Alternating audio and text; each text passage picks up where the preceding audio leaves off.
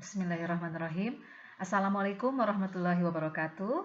Apa kabar sahabat pembelajar? Bertemu kembali dengan kelas Fisika Bu Berlian. Pada kesempatan kali ini kita akan coba mempelajari tentang prinsip kerja generator. Mungkin kita selalu bertanya-tanya ya, bagaimana kok bisa PLTA, pembangkit listrik tenaga air, ataupun PLTA ya, pembangkit listrik tenaga angin, itu bisa mengubah energi mekanik menjadi energi listrik ya. Nah, kita perhatikan dari simulasi ini. Di sini terlihat ada keran air, kemudian di sini ada magnet batang ya. Kemudian di sini ada kumparan yang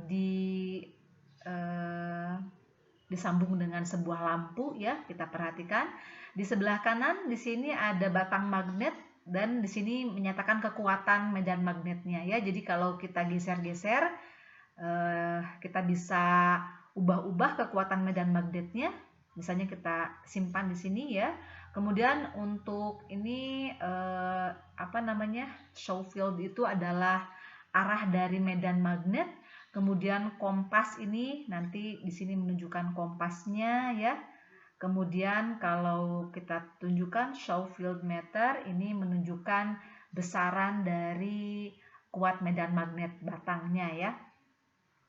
Kemudian untuk di sebelah kanan di sini kita lihat di sini loop dari banyaknya lilitan kawat bisa kita ubah-ubah, 1 lilitan kawat, 2 lilitan kawat, 3 lilitan kawat ya.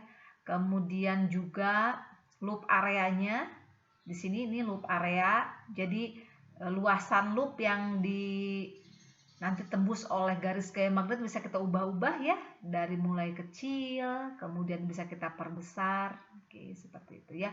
Kalau elektron, ini elektron yang terdapat di coil ya, yang terdapat di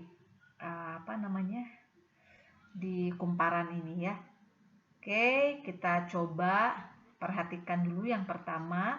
Kita buat di sini luasannya tetap ya. Kita juga sudah setting di sini kuat medan magnetnya. Kita coba buka dulu kerannya, apa yang akan terjadi. Oke, ternyata ketika keran dibuka, ini membuat batang magnet berputar. Kita lihat jika batang magnet berputar, maka lampu di sini menjadi menyala. Ini menyatakan bahwa timbulnya GGL induksi. Ya, jadi ternyata perubahan garis gaya magnet yang menembus luasan kumparan ini ya, luasan ini menyebabkan namanya GGL induksi. Jika airnya kita hentikan, maka di sini lampu padam, artinya tidak terjadi GGL induksi. Jadi kita dapat simpulkan ternyata GGL induksi terjadi jika ada perubahan flux medan magnet atau garis gaya magnet yang menembus ke kumparan ini. Bagaimana jika kecepatan perubahan flux medan magnet yang menembus kumparan ini kita perbesar ya, dengan cara bagaimana? Dengan cara airnya kita perbesar ya debitnya, sehingga putaran dari jarum magnet ini juga semakin cepat. Kita perhatikan ternyata lampu menyala lebih terang. Ini mengindikasikan bahwa GGL induksinya menjadi lebih besar. Oke, itu yang pertama ya. Kita sudah bikin kesimpulan bahwa ternyata GGL induksi ini besarnya sebanding dengan besarnya kecepatan perubahan flux magnet yang menembus kumparan. Oke, sekarang bagaimana jika kuat medan magnetnya? Ya, ini kita buat tetap dulu seperti ini. Kuat medan magnetnya kita perbesar atau kita perkecil dulu. Kita perkecil ya. Kuat medan magnetnya kita perkecil, kita perhatikan ternyata lampu meredup. Artinya apa? Kuat medan magnet batang ini ya, kekuatan magnet di batang ini mempengaruhi besarnya GGL induksi. Semakin besar kuat medan magnet jadi kuat medan magnet yang dihasilkan oleh batang ini, maka GGL induksi makin besar ya. Jika kita perbesar medan magnetnya ya, kuat medan magnetnya, magnet dari batangnya, kita perhatikan ternyata lampu menyala lebih terang. Oke, jadi sekali lagi kekuatan magnet yang dimiliki oleh batang magnet ini menyebabkan GGL induksi juga makin besar. Oke, kita buat lagi menjadi normal seperti ini ya. Nah, sekarang apa yang akan kita ubah-ubah? Oke, airnya. Sekarang kita akan mengubah jumlah lilitan kawat ya. Perhatikan, jika lilitan kawatnya hanya 1, maka nyala lampu seperti ini. Bagaimana jika lilitannya dijadikan 2 lilitan? Nah, ternyata kita perhatikan lampu menyala lebih terang. Artinya jumlah lilitan kawat ini sebanding dengan GGL induksi yang dihasilkan.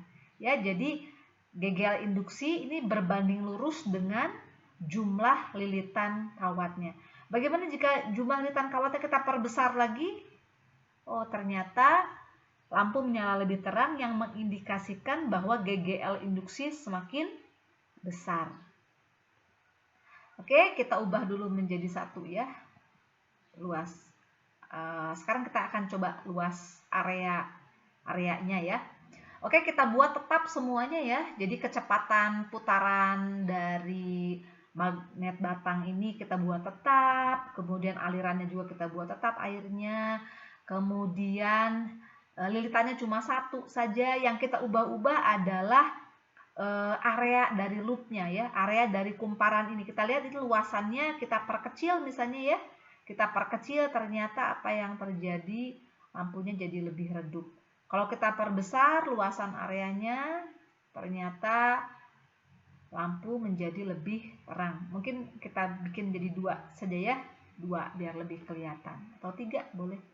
Nah, kita ambil dari paling besar, kita lihat ini luasannya paling besar nih ya. Nyala lampu seperti ini, kemudian kita bikin luasannya menjadi lebih kecil. Otomatis ketika luasan area kumparan menjadi lebih kecil, jumlah garis gaya magnet yang menembus kumparan ini jadi lebih sedikit ya.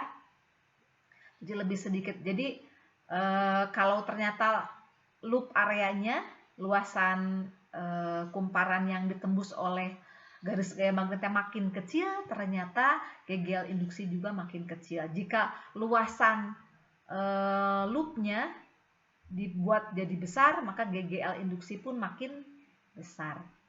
Oke, demikian kesimpulan kita pada kesempatan kali ini. Apa saja yang mempengaruhi besarnya GGL induksi magnet ya. Jadi GGL induksi listrik yang dihasilkan dari perubahan fluks medan magnet. Terima kasih atas perhatiannya. Assalamualaikum warahmatullahi wabarakatuh.